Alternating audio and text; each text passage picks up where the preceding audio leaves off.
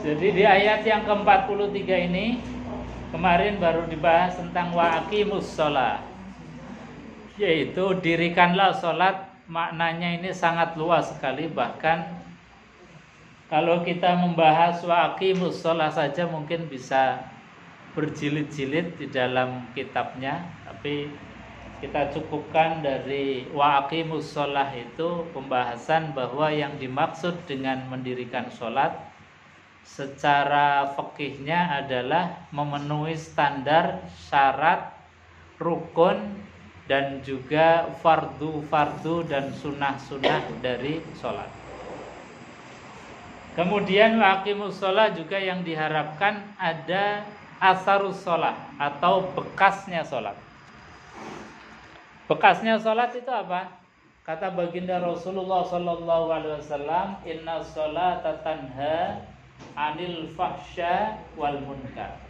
Sesungguhnya sholat adalah bisa mencegah perbuatan keji dan munkar. Itu sebetulnya bagian dari aqimus sholat. Harus ada bekas, harus ada labetnya, harus ada sesuatu yang nyata di dalam kehidupan kita sehari-hari setelah kita sholat. Jadi kata Nabi, Inna sholata tanha anil fahsya wal munkar. Sholat itu bisa mencegah perbuatan keji dan perbuatan munkar. Artinya apa? Ketika kita masih melakukan perbuatan keji, perbuatan munkar, berarti kita belum aqimus shalah, belum mendirikan sholat. Ini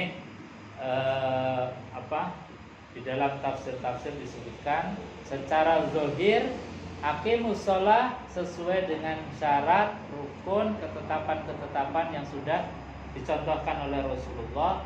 Secara batinnya ada asar bekas. Kemudian wa atuz zakah, dan keluarkanlah zakat. Jadi az-zakah, yang namanya zakat itu punya fungsi. Zakat itu tazkiyah. Satu adalah pembersihan. Jadi kalau dalam makna tazkiyah, zakat itu membersihkan, baik membersihkan jiwa dengan zakat fitrah maupun dengan zakat mal kita membersihkan harta. Jadi fitrah, mal, ini adalah tazkiyah. Maknanya tazkiyah itu adalah pembersihan. Makanya kemudian ketika zakat itu dimaknai sebagai pembersih baik jiwa maupun harta, ini sebetulnya tidak ada nisab dan haulnya. Kalau dari makna tazkiyah, pembersih. Sebab apa? Harta kita sedikit maupun banyak punya potensi sama, yaitu tercampur dengan perkara-perkara yang haram. Baik haram secara kita mendapatkannya, ataupun haram secara zat daripada benda yang kita dapatkan. Makanya para ulama diantaranya adalah seperti misalnya sahabat Rasulullah Abu Bakar As-Siddiq itu memaknai zakat dengan tazkiyah, maka beliau itu di dalam berbagi, memberikan harta itu sampai-sampai beliau sudah tidak ada harta yang nisab.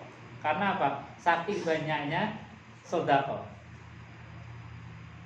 Dan seperti para ulama juga ada yang mengatakan bahwasanya zakat itu ya tadi tidak ada nisabnya kalau dilihat dari segi makna tazkiyah. Karena harta yang sedikit maupun harta yang banyak itu potensinya sama. Makanya misal kita itu mendapatkan harta meskipun nggak nisab, karena kita ini pengen membersihkan harta, ya tetap sebagian dikeluarkan untuk orang lain. Meskipun belum satu tahun haul, ya kita tetap mengeluarkan sebagian hartanya. Karena apa? Karena di antara fungsinya itu adalah tazkiyah. Kemudian zakat itu bermakna tumbuh dan berkembang. Nah, ini makna zakat itu artinya tumbuh, berkembang, kemudian menjadi mekar dan banyak. Itu diantara makna zakat. Maknanya apa? Bahwa harta yang kita keluarkan itu hendaknya bisa kemudian berkembang bagi orang yang kita itu beri, maupun berkembang dari harta kita. Karena kata baginda Rasulullah SAW, as-sodaqatu jalbur rizki. Sodaqah itu adalah sebetulnya menarik rizki yang belum di tangan kita, yang mungkin jauh, itu menjadi tertarik atau ketarik dengan kita bersodaqah. Yang mungkin masih berada di perut bumi itu dikeluarkan, ditarik dengan sodaqah kita atau dengan zakat kita. Yang masih di langit itu kemudian ketarik dengan sodaqah kita. Itu makna as-sodaqah jalbur rizki. Artinya apa? Sebetulnya yang kita keluarkan itu hanya pancingan kalau bahasanya. Jadi memancing kita ngasih umpan yang sedikit, tapi kita justru baliknya yang banyak. Nah, itu makna zakat. Jadi berkembang terus.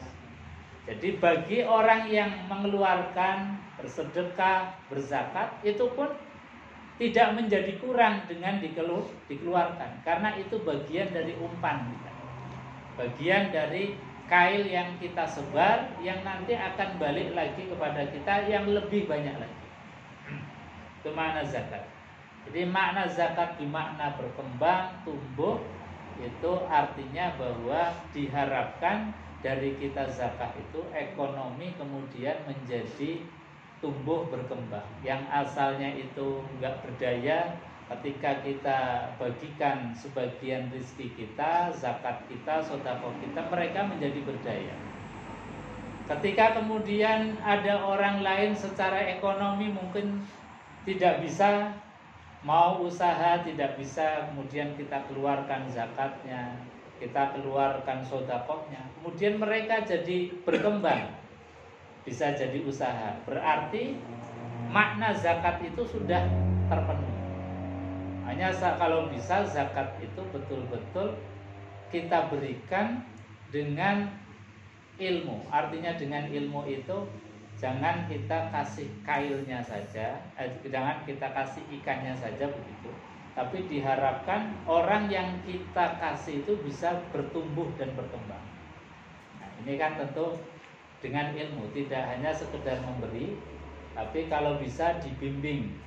Yang mungkin secara ekonomi itu mungkin tidak bisa berusaha, dibimbing, dikasih ilmunya, dikasih pemahamannya, mungkin juga dikasih nilai-nilai ilmu marketingnya, kita luaskan jaringannya dan lain sebagainya. Nah, ini sebetulnya makna daripada zakat. Jadi zakat sebetulnya itu lebih daripada apa yang biasa sudah kita lakukan. Harusnya lebih daripada itu, mengembangkan ekonomi umat. Nah, makanya daripada pemahaman wa'atuz zakah ini harus ada pengelolaan, manajemen dan manajerial daripada zakat itu yang lebih modern lagi. Artinya tidak sekedar memberi, kemudian habis, memberi, habis, memberi, habis. Itu secara maknanya belum terpenuhi sebagai zakat yang tumbuh dan berkembang. Nah, ini ya bisa kemudian dianalisa, dievaluasi, kira-kira zakat kita yang bertahun-tahun sudah bisa mengentaskan berapa orang. Ini kan bisa menjadi indikator. Jadi indikator keberhasilan wa'atuz zakah, zakat yang dimaknai sebagai tumbuh dan berkembang. Apakah kita itu ngasih itu kemudian habis itu sudah nggak ada nilai plusnya, yang asalnya jadi mustahik kemudian berubah menjadi muzaki. Nah, harusnya kan zakat itu punya barometer dengan manajemen modern. Misalnya tahun ini ada berapa mustahik orang yang berhak menerima zakat sesuai dengan koridor yang sudah ditetapkan Allah di dalam Al-Quran. Ada 8 asnaf. Ada fakir, ada miskin, ada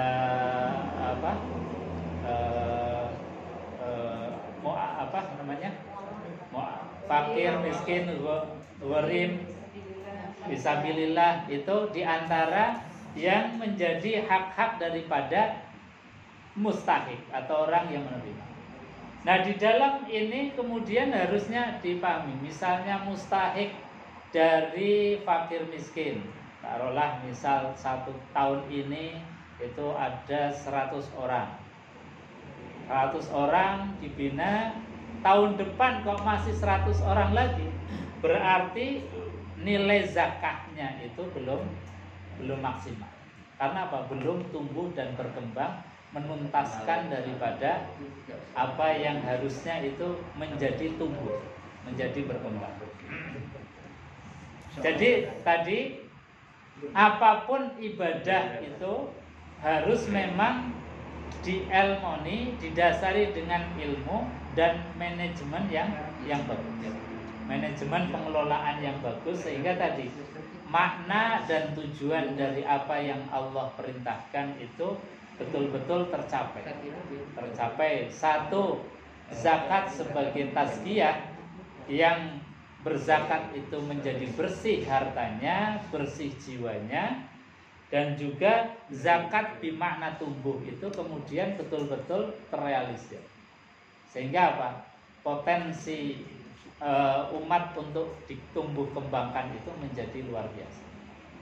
Dan dulu pernah saya ikut seminar zakat, itu memang potensi zakat itu luar biasa. Andai kata itu dikelola dengan baik, dengan manajemen tadi, ada evaluasi terhadap mustahik, kira-kira tahun ini yang mau dientaskan berapa, kemudian ada pemantauan, ada evaluasi, ada kinerja yang memang bisa diukur dan lain sebagainya, itu sangat-sangat mungkin. Makanya ya sambil kita menunggu yang ideal, ada lembaga-lembaga yang memang kredibel di dalam menangani zakat, saya juga berikhtiar minimal untuk lingkungan kita sendiri, bagaimana kita supaya bisa membangkitkan ekonomi umat, ya tadi dalam rangka wa'atus zakat. Dan alhamdulillah kita khususnya di sini ini ada ya Bank Infak yang diayai Bu Suryati, ini luar biasa, dan beliau juga rencana mau membuat bank infak lagi. Karena ini potensi yang luar biasa, potensi membangkitkan, membantu jamaah. Contoh misalnya Bank Infak Amanah yang 3 tahun itu kita dirikan. Februari ini tepat 3 tahun, Bunyi. 3 tahun ulang tahun. Dari mulai kita punya dana cuma 20 juta awal, ini sudah bisa mengelola 400 jutaan untuk kita berikan kepada jamaah, kepada umat, dengan pemberian modal yang cuma-cuma tanpa adanya bunga sama sekali. Dan juga bukan hanya itu, tapi kita bimbing. Ada ilmu tentang bagaimana kita membuat produk. Misalnya dulu kita belajar sama Pak Herman buat roti, buat mie, kemudian pemasarannya, marketingnya juga kita pantau, kita berikan ilmunya, jaringannya juga kita berikan. Jadi setiap hari Rabu itu ada grup tentang pemasaran produk dari sahabat infak. Insya Allah juga nanti tanggal 11 itu kita akan mengadakan bazar, diantaranya ya bazar dari sahabat-sahabat infak. Artinya apa? Kita akan mengamalkan yang ini, atuz zakat. Jadi zakat yang bermakna berkembang, tumbuh berkembang, tidak stagnan, dikasih habis. Itu belum mencangkup termasuk zakat atau makna zakat secara tumbuh. Makanya tadi harus ada nilai tumbuhnya. Nah, nilai tumbuh ini tidak akan bisa kecuali dengan ilmu, dengan pemahaman tadi. Maka terus menerus.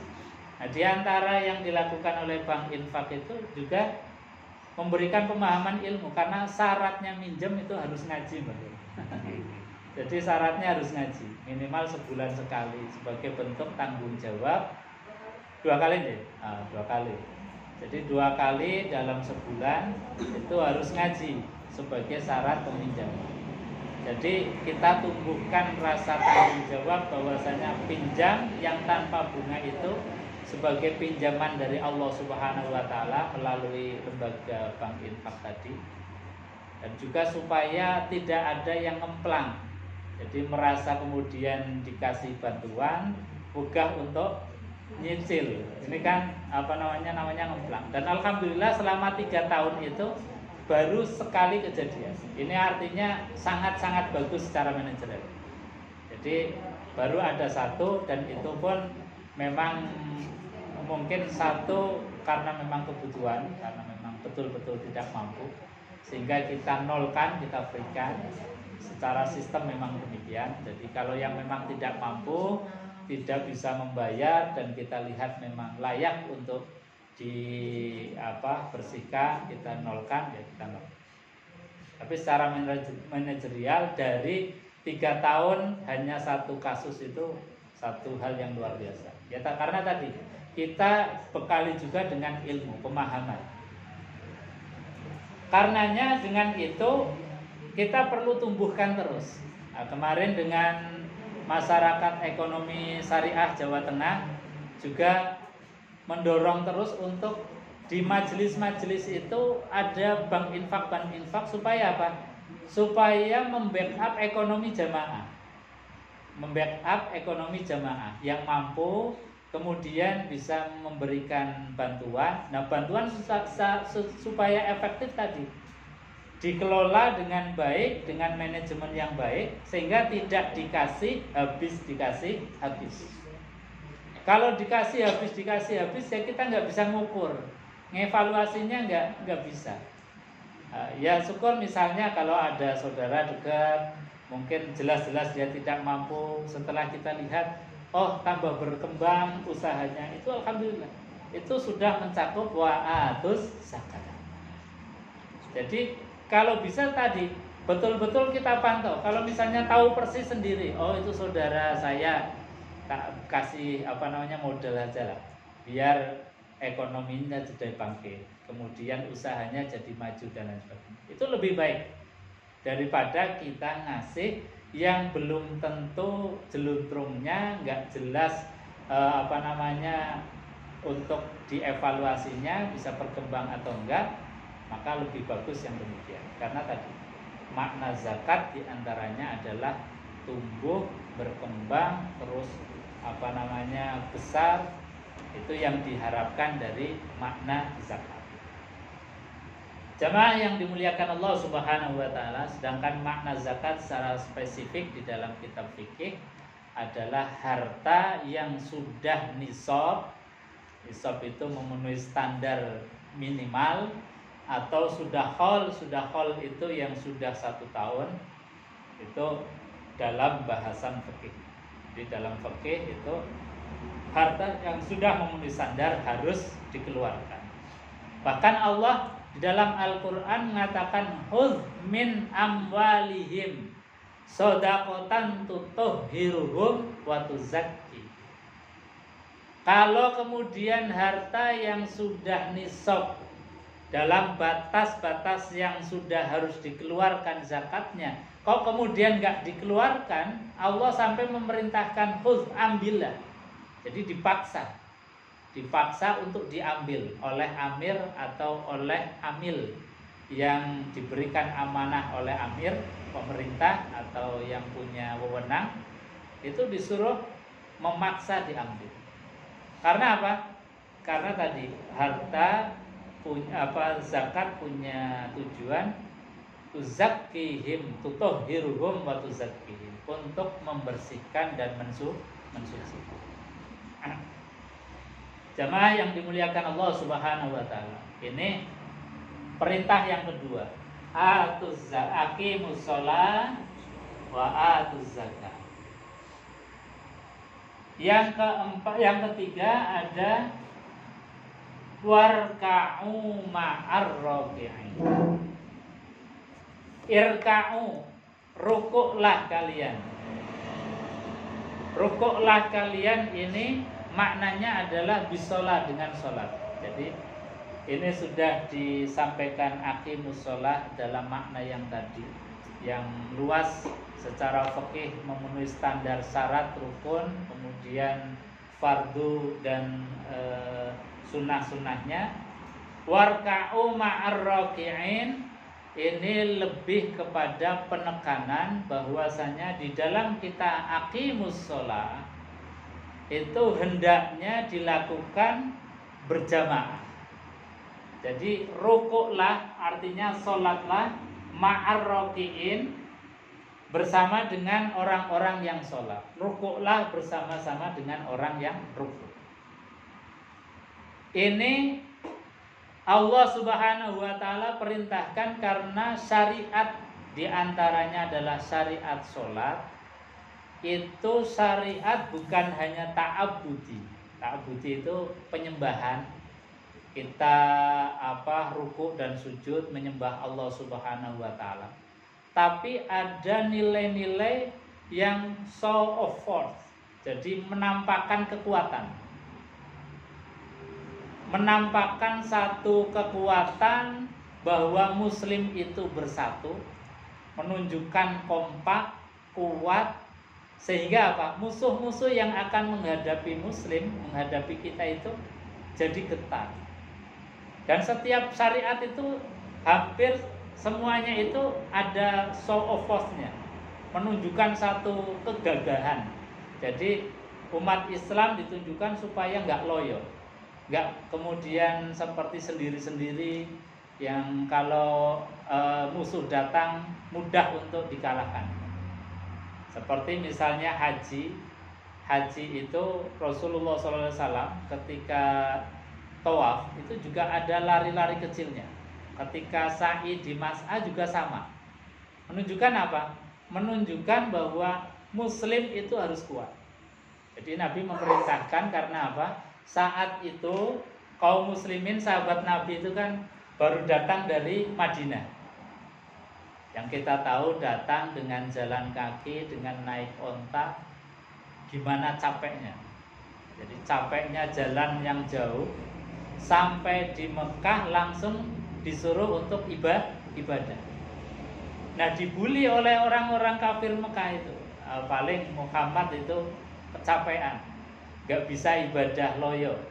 Umat Islam paling juga loyo. Akhirnya apa? Nabi memerintahkan ketika memakai ihram, itu ketika tawaf, itu memakai ihramnya sebagian itu ditutupi, sebagian dibuka. Itu untuk menunjukkan bahwa kaum muslimin itu kuat, ada show of force-nya. Jadi ada gagah gitu. Nabi SAW juga naik kendaraan sebagai pemimpin, menunjukkan bahwasanya kaum muslimin itu kuat. Ketika sa'i di mas'a juga sama, disuruh sebagian dari rute itu kemudian disuruh untuk lari-lari kecil. Termasuk dalam sholat. Sholat juga sama, bahwa sholat meskipun sendirian itu juga sah, diterima oleh Allah. Tapi kenapa Allah perintahkan warka'u ma'ar raki'in, rukuklah bersama orang yang rukuk? Karena ini kekuatan yang luar biasa, ada show of force-nya. Makanya para ulama kemudian memberikan status hukum, itu wajib untuk berjamaah, minimalnya itu wajib kifayah. Seperti Imam Syafi'i. Imam Syafi'i itu memberikan status hukum, itu fardu kifayah.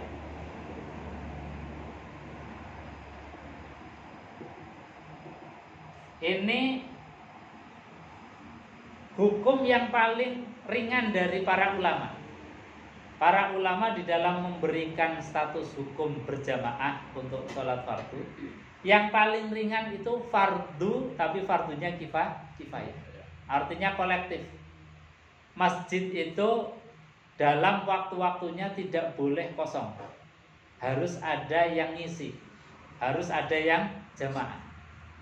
Kalau kita berani membangun masjid tapi di waktu-waktu sholatnya itu kosong, itu berarti kita dalam lingkup itu, dalam kaum atau wilayah itu sudah berdosa.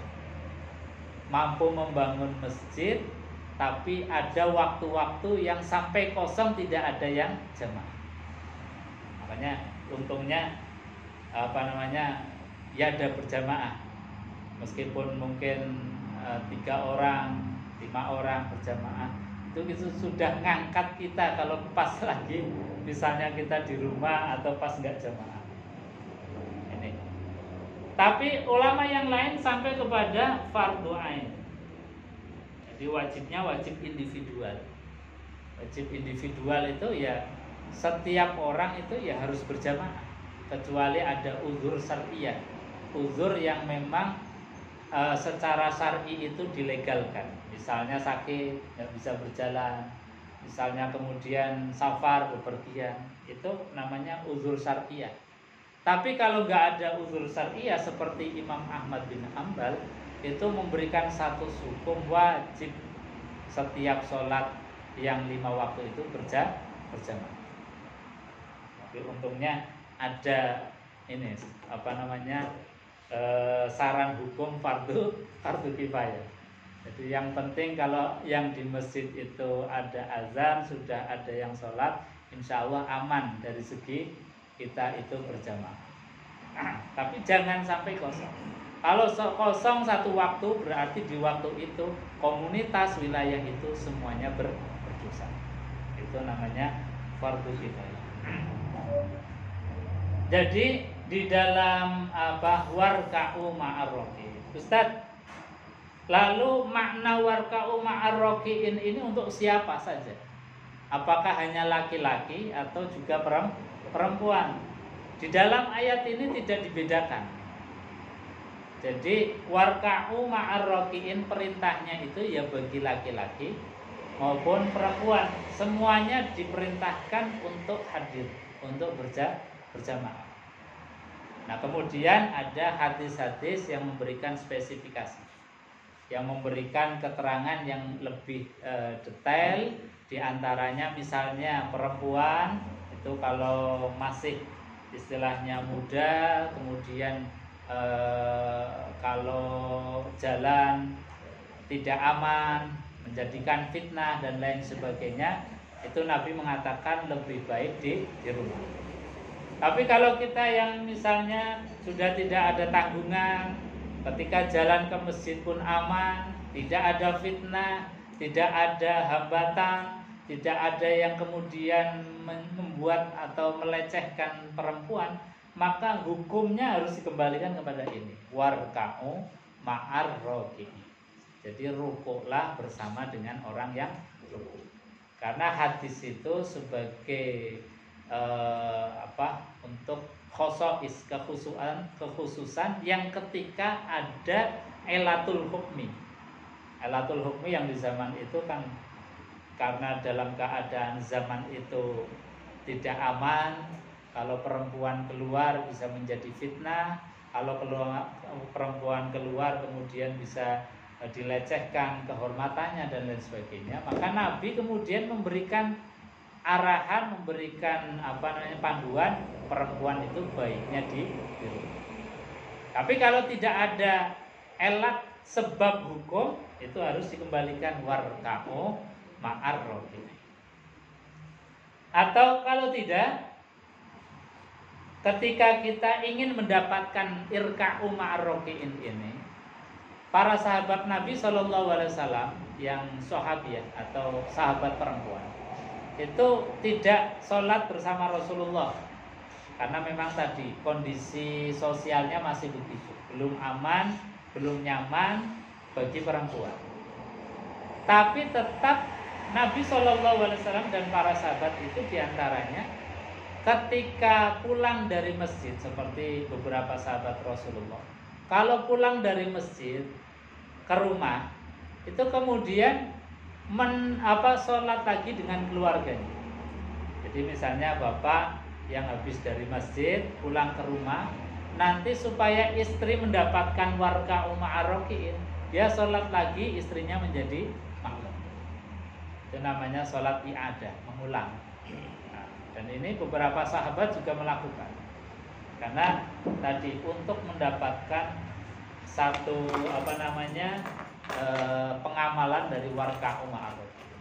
Jadi jangan sholat sendiri. Ibu-ibu mungkin kalau mau sholat nunggu dari bapak pulang dari masjid, atau syukur kita pergi ke masjid bareng-bareng dengan bapak, bareng-bareng dengan suami, itu terpenuhi makna daripada warka'u ma'ar-raki'in. Bapak Ibu hadirin jamaah yang dimuliakan Allah Subhanahu wa taala. Jadi ini diantara tadi yang ingin Allah tampilkan, bahwa kekuatan persatuan itu menjadi kekuatan kaum muslimin. Kalau kaum muslimin itu kemudian di masjid itu ramai, bahkan subuh itu seperti Jumatan misalnya, itu kan orang di luar Islam pasti mikir-mikir, wah Islam itu kompak, Islam itu kuat, jamaahnya kokoh kuat, maka pasti mikir-mikir. Tapi kalau sendiri-sendiri yang mudah untuk dipatahkan tadi. Makanya Allah di dalam hal ini luar biasa, mendorong kita di dalam persatuan terus menerus. Jangan sampai kemudian kita menjadi tercerai-berai, menjadi soleh sendiri, menjadi baik sendiri. Nah, ini di dalam sholat itu ada show of force-nya, menunjukkan satu kekuatan dari kaum muslim. Jamaah yang dimuliakan Allah Subhanahu wa taala, mungkin itu dulu. Barangkali ada yang mau menambahkan atau ditanyakan, monggo silakan. Monggo. Laki-laki sholat wajib di masjid